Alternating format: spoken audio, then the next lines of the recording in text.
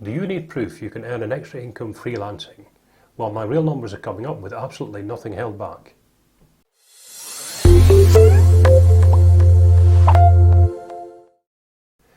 In this video, I'm going to show you the kind of paydays I enjoy as a well-paid freelancer, working from home with clients who are a joy to work with and, most importantly, who pay me well.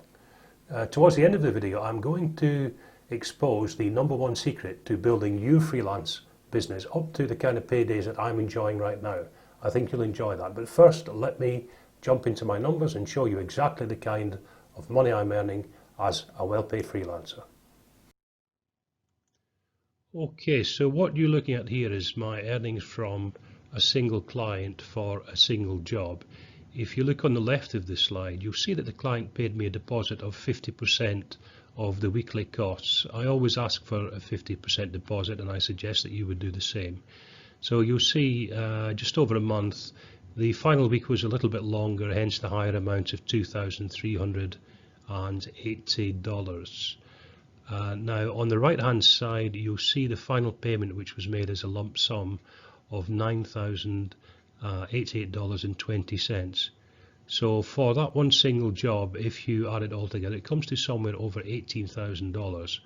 And you know, admittedly on this job, I was working 7 days a week. I was pretty much on call 7 days a week.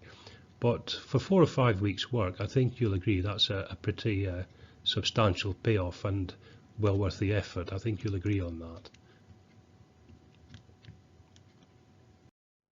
Now this one here, that was a big job, admittedly, but this one here, I just want to give you an idea of a typical week from one of my sources of income, which is Upwork.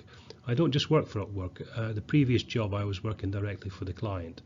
But a typical week on Upwork, you'll see work in progress, and this screenshot was taken on a Tuesday, so it was still fairly close to the start of the week. So work in progress, $269. As I say, that's as of a Tuesday. In review, that's essentially when the client's just looking the work over and making sure he's happy with it. And then available, that's what I could actually draw from Upwork at the point I took this screenshot. So, you know, there's $2,000 or $3,000, you know, probably near $2,000 just in the pipeline from one of my income sources, which is Upwork. So as promised, here's my extra bonus tip for you on this particular video, and that is to spend your time with clients who can afford to pay you well. That may sound a very obvious thing to say, but you know, when you get started, and there's nothing wrong with starting off with clients who are paying fairly low wages until you get moving, but you want to build yourself up to clients who can afford to pay you well. That's where you'll make the good money.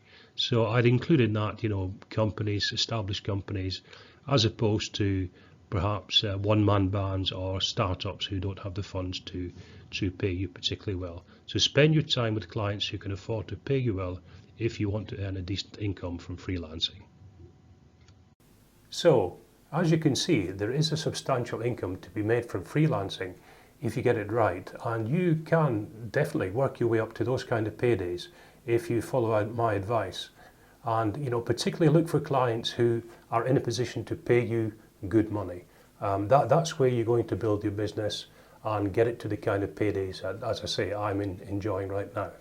Now, if you enjoyed this video and it was helpful, please subscribe and hit the bell notification so I can get in touch with you and update you when I've got more advice and tips to help you. So in the next video, I'm going to let you know about the #1 pitfall to avoid if you want to be successful as a freelancer. Now, this is something that, you know, I'll be honest with you, in my business, it almost sunk my business because I got it wrong. So that's a mistake I'd like you to avoid. So I'm going to share that with you in the next video in the series, and I look forward to seeing you there. Ciao for now.